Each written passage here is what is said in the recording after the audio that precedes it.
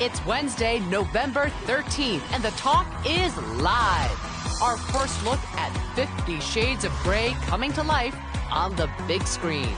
The NBA star known as Big Baby throws a tantrum at a motel when he can't get a room, and it's all caught on tape. And Justin Timberlake lashes out at his critics. Hear his shocking words. Then, live in our studio, the sexy stars of the new romantic comedy, The Best Man Holiday. Taye Diggs, Terrence Howard, Morris Chestnut, Harold Perrineau, Eddie Cibrian, Nia Long, Regina Hall, Sanaa Lathan, and Melissa de Sousa. Plus, Qilin Liu helps you make it the best holiday ever with home essentials. You have a chance to win. Let's start talking.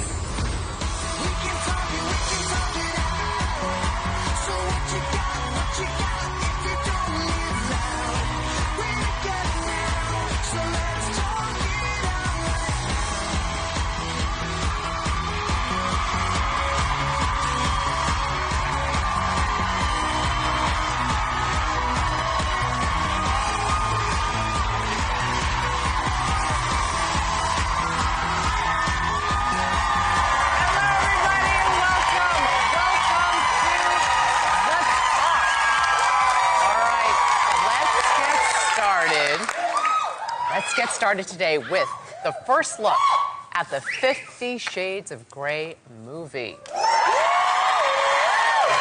have the first look at the new cover of Entertainment Weekly that is about to hit newsstands. It shows off the stars of the film, Jamie Dornan and Dakota Johnson, in character as the controversial people they play, Christian Grey and Anastasia Steele. But before you get too excited, so to speak, the movie has been pushed back an additional 6 months. Oh, man! You will not see it until Valentine's Day 2015.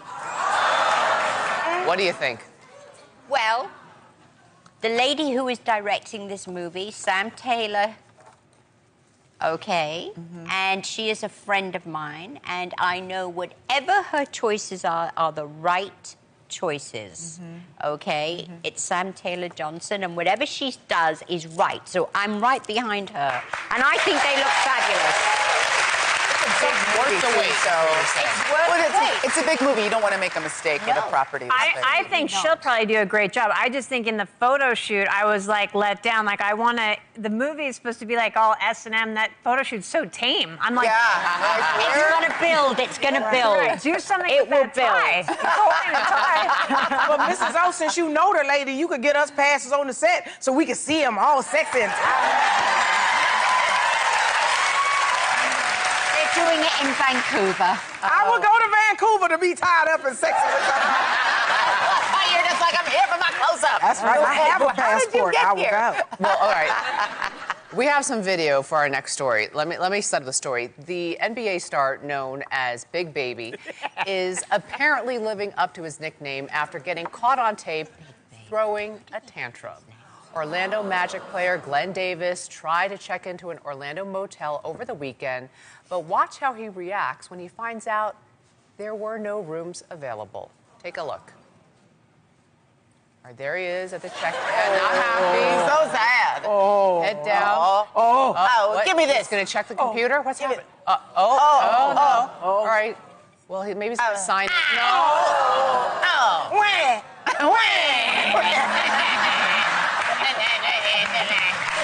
What do you think of what Big Baby did? First of all, I love how, he didn't really throw a tantrum. He was just like, I'm going to break something little. What's a little?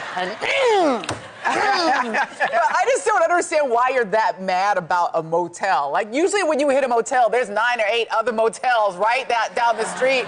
Just go next door. And I guess I feel like the problem for these guys is they're these big, pro ballers. They're used to showing up everyone. Well, this way, Mr. Baby. Have a seat, Mr. Baby. We have fresh diapers, Mr. Baby. And so he was just mad that there wasn't anybody waiting for him to stop, I think silly. when You know, I think the key is when you feel, everybody feels their temper flare up like that sometimes, and the key is to not let it take over, take a beat. And I always try to think about, like, well, what's the solution? And I think you just undermine your cause and you get in such a victim mentality, like, what didn't you do? Did you not call ahead and make the reservation? Why is it their fault? Why is it their fault? Why are you breaking my computer? I mean, maybe it is their fault. But Well, okay, Mrs. O, you go. You want? No, I was just going to say, well, we now know why they call him Big Baby, because he's a wuss. Okay, well, in Big Baby's defense, he was probably really, really sleepy and wanted a place to lay his baby head down. And when men are sleepy and hungry, they are very, very grouchy. Yes, you know, that's they're very grouchy.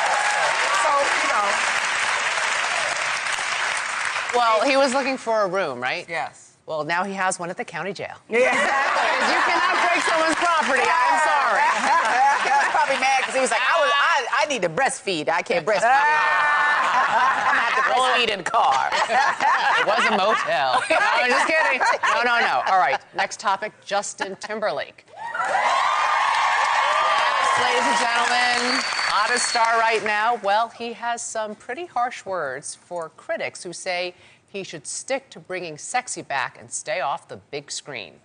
In a new interview in GQ magazine, the 32-year-old Grammy winner lashed out at the negative reviewers who criticized his new album and panned his film, Runner, Runner. Timberlake said, quote, "I feel literally like a bunch of people just took a bleep on my face. Runner, Runner didn't do well at the box office, so I should quit? Hold on a second. If I was somebody else, you wouldn't have said that. I have the #1 album this week, and I shouldn't have released it? Come on, man. You sound like a bleep head."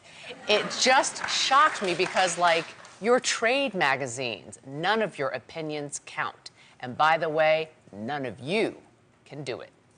End quote. What do you think?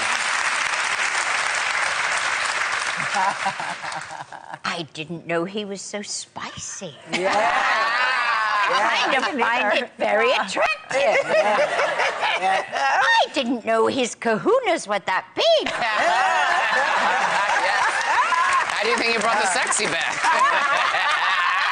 I like it. I know what he's talking about because I read one of the trade magazine's reviews, and it wasn't like they just said, oh, he's not good in this movie, which I think is fair, and no one as a performer can really complain about that. But they were like, he should never act again. And I feel like that's such a broad, sweeping, mean thing to say.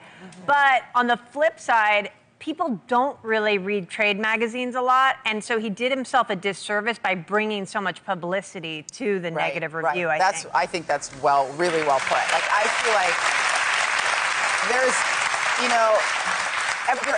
artists are sensitive, and it's so personal when someone's, it's not like someone criticized like a file you turned in. They're criticizing you when they criticize your acting, so I can see how you could take it personally. But if I ever met a critic face to face that said something bad about me, I would never give them the satisfaction of letting them know that they had gotten to me. I'd be like, oh, hello, and say all right, bye, because he gave them too much power.